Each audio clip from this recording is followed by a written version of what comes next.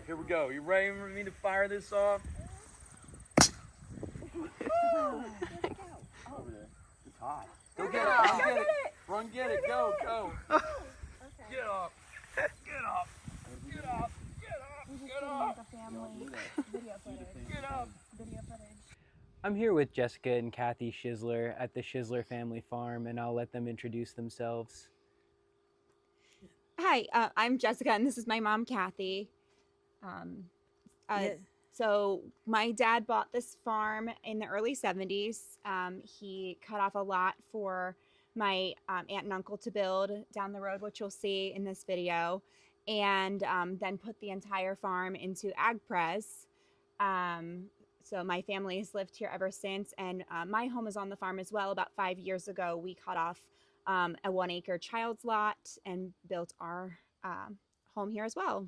Basically, we all heard about this about, what was it, in end of July? Beginning of July, what was happening, which at that point, I couldn't believe it. When my husband put this place in ag preservation, we thought, okay, nothing will ever hurt this farm. And then when we heard about the power lines coming through, it devastated me because, you know, like I say, this place, we have so many parties here. So many weddings have been on this farm. And this would have destroyed my husband if he was alive. And I can't believe that this type of situation is hurting not only farms, businesses, people's homes, and it's just devastating. And as you can, according to what we were told, the power lines are going to be coming straight through up there, and I would have to sit here and look at them. I'm just devastated about this. So you mentioned you have parties here. What kind of parties do you have here? And you know, how many people in the area do you know? I've heard this is a local spot. We've had, like I said, there's been 8 weddings here so far. We've had Labor Day parties. We've had 4th of July parties. We have birthday parties here. The neighbors come. Family from all over come. And we have hay rides. And we take them in the back and go through the woods. Children and people, they look forward to this coming here. And having these power lines would destroy all that.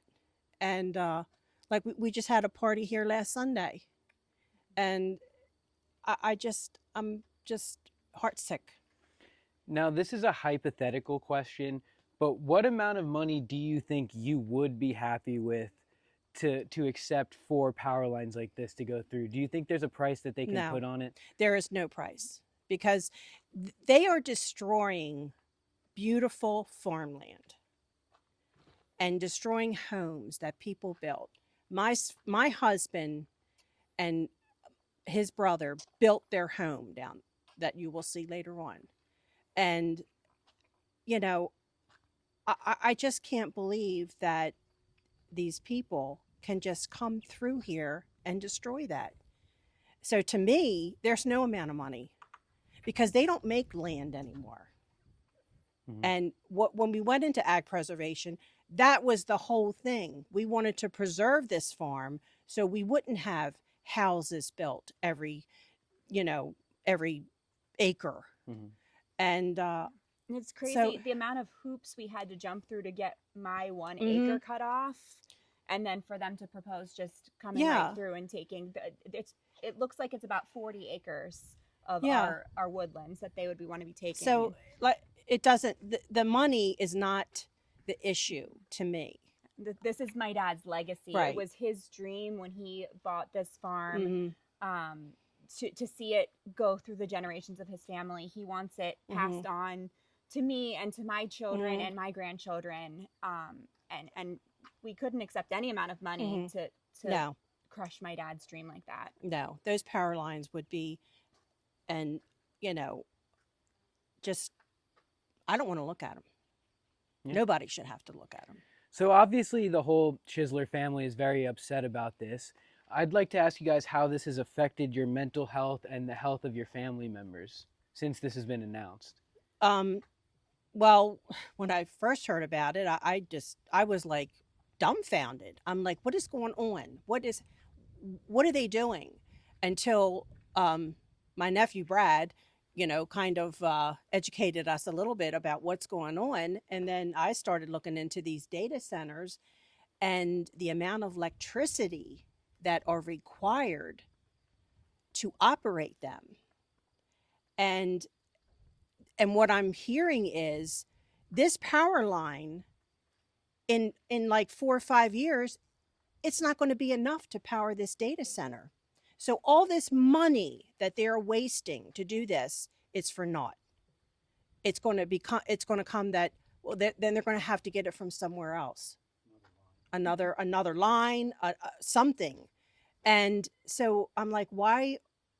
So you're going to destroy all this land, people's homes, businesses, for what? Mm-hmm. You're going to have to do something in another 5 years? Yeah. That doesn't make sense. No, And it doesn't. Whoever is the engineer of all this whole thing hasn't a clue.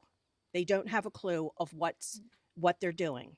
And, And So- just the okay. amount of stress that this has put on our entire family, Yeah. really. I mean, speaking for myself and my husband, we've lost so much sleep over this.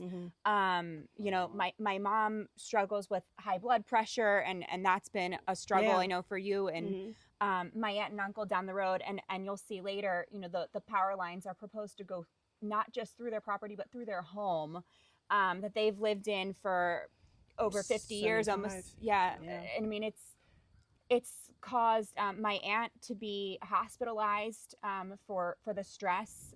She thought she was having a heart attack, and it turns out it was Just anxiety and stress from this. My uncle, who's in his mid 80s and recently had a stroke. I mean, we're really worried about the effect on him. And actually, you won't see him in this interview because we don't want to include him and have him get so worked up that it causes health issues for him. So as you can see, this line on paper, as referred to as by the PSEG representatives, is already causing an extreme amount of stress and problems to the people that it's proposed to affect. And it might not be the actual route that you're picking right now, but anyone within this area is losing sleep, and everyone in this area, if they're older, has high blood pressure and has a lot of mental problems, and even physical problems are manifesting themselves because of the amount of stress they're feeling. So we're going to take you now to another spot on the farm, the top of this hill over here, where you can get another view of where the power lines are going to be. So Brad Schisler has joined us now, and I'll let him introduce himself. Hey guys, my name's Brad Schisler. I was born and raised on this beautiful farm here in Carroll County. So we talked about preservation, farmland and preservation. What does that mean to you, and how do you feel that they plan on violating this agreement? Well, I mean, preserved land means it's preserved. And I know taxpayers in the state of Maryland and this county have been paying for many years to protect this farmland. My cousin had a hard time even being able to build her house and her home on the farm because of the preservation property. So for them just to come in and just want to take this all out, it's unfathomable to me. So it's not just preservation land that's going to be violated. You also have land in CRP preservation, is that correct? Yes, we have multiple acreage here in my aunt's farm in the CRP program.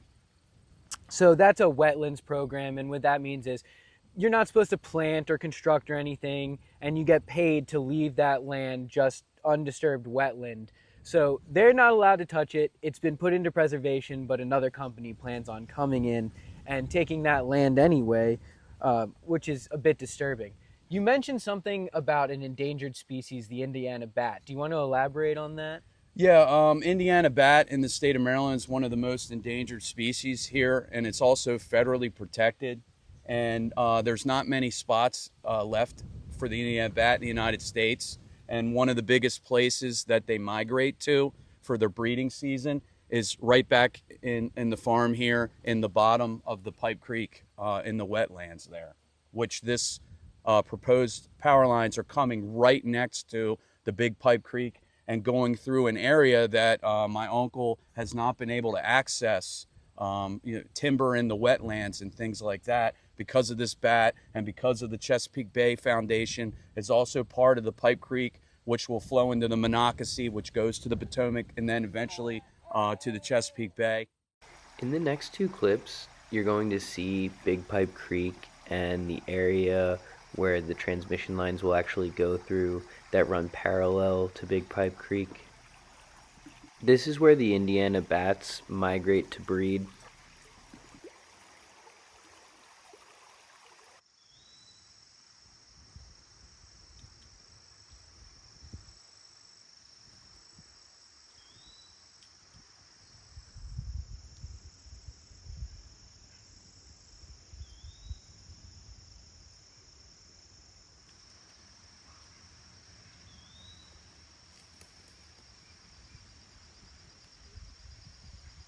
So that's really my concern, is like we haven't been able to even access parts of the properties or the other farms in this area, and now all of a sudden they're just going to come down and bulldoze their way through. We have many bald eagles here. I'm sorry it's a little windy, but we have a lot of bald eagles on this property as well.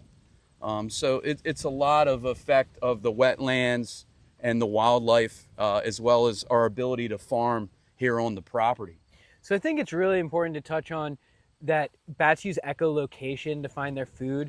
These towers emit EMFs, and I'm sure there haven't been any studies done on echolocations and the effects EMFs play on the echolocation process, and I'm sure it might have some effect, or I hypothesize that it could have some effect. So endangered species are going to suffer. You mentioned Big Pipe Creek. That's a tributary of the Monocacy that is in protection by the Bay Foundation, right, that you mentioned, that they haven't been allowed to touch it, but a company's going to come in and build around it. So we have to talk about warm water pollution. That comes up again with this.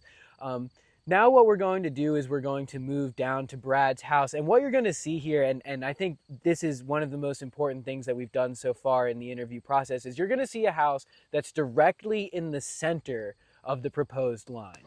So we're going to head that way now. So we stopped on the way to Brad's house to point out this deer stand, which is actually a monument to Kathy's late husband, whose ashes are actually spread here, and I'll let her talk more on this.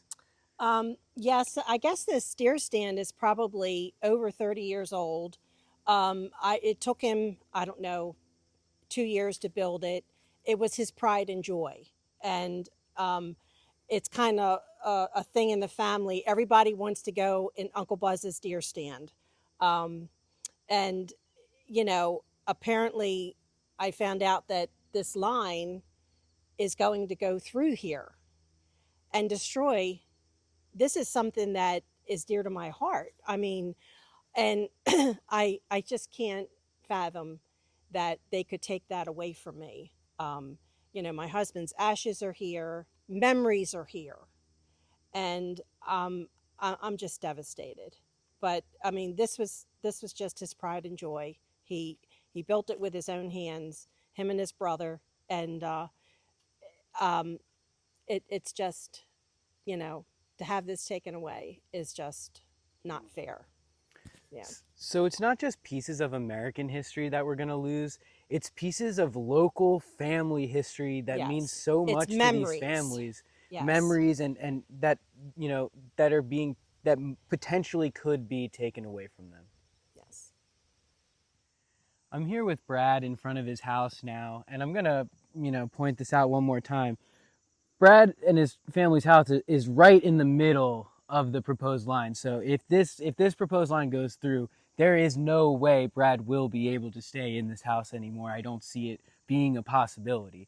So Brad, do you want to talk a little bit more about this? Sure, and I think the reason why they're coming through the home here is because behind our house, the elevation is so high. If they put the towers on the hill, they would have a problem with the Carroll County Regional Airport, because the lines would probably be up in the air and the FAA would have a problem with that.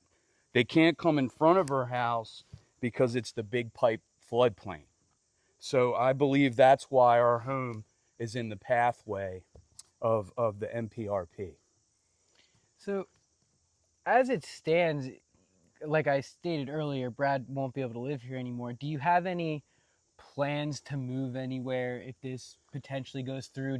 Have you thought about any alternative plans? Is that something that even you want to think about? It really upsets me to think about this. I recently moved back to my family's home to take care of my father who had a stroke and my mom. And so this is my kids, my aunt's farm is my kids' legacy as well.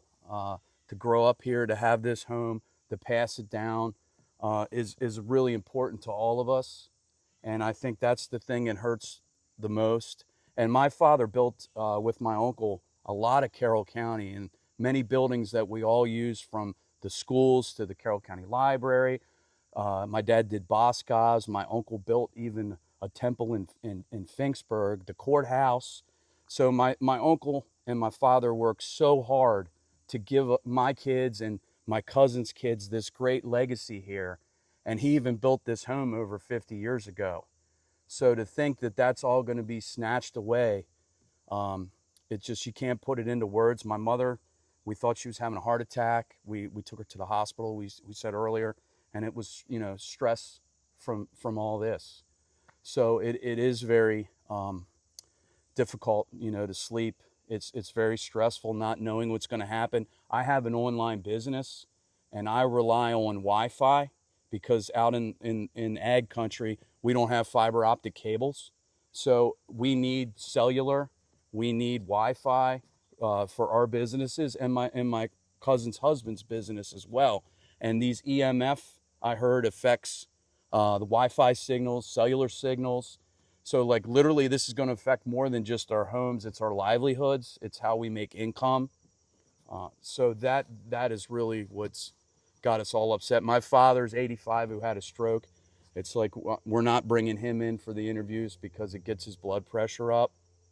So we're just hoping that more people can figure out that it might not be your house on this particular line, but in the future, it could be your house. I think that's home. a really important point that Brad brings up here, is that the MPRP project is a proposed project to bring electricity to data centers, and that's the main line. And you can, other companies involved in this will state different things, but when you get into it and you do the research, you look at the maps, you see that it's Daub substation and Goose Creek substation that are being upgraded, both at data center hubs. So I think the evidence is very clear why this is happening. Yeah. Right. And so I think it's very important that people know that if this first line is allowed to go through, these data centers will need more power in the future.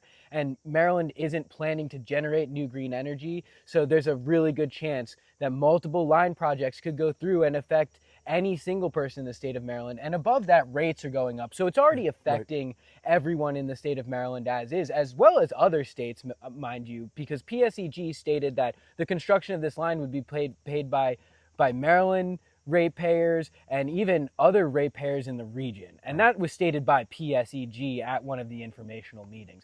Now, one thing we haven't touched on is there is another building that, as you can see, was not on PSEG's map. There was no mention of the metal building that was constructed on PSEG's map. What this shows is they're using old maps, old outdated information to pick their routes. And how does that make you feel, Brad? Well, it's pretty terrible because I just built that building a little over a year ago. And looking at some of the easements, I was seeing that you can't have a metal structure or metal fencing anywhere near the power lines. So like, what are they going to do about that? And, just the fact that my kids' future's here too, trying to live under these lines, because I'm sure they don't intend to pay us for this home. They're just going to stick these lines right next to our house. And then we're supposed to live under these lines, which we know has to have some kind of health effects, especially with children from the research I've been doing. And there needs to be more studies done on these effects, because there are these lines constructed in other places in the country, and it's a bit disturbing that there haven't been more in-depth studies done on the effects it can have on children's health. Brad, thank you so much for your time. Yes, I sir. appreciate it. Thank you, Brandon. I appreciate it.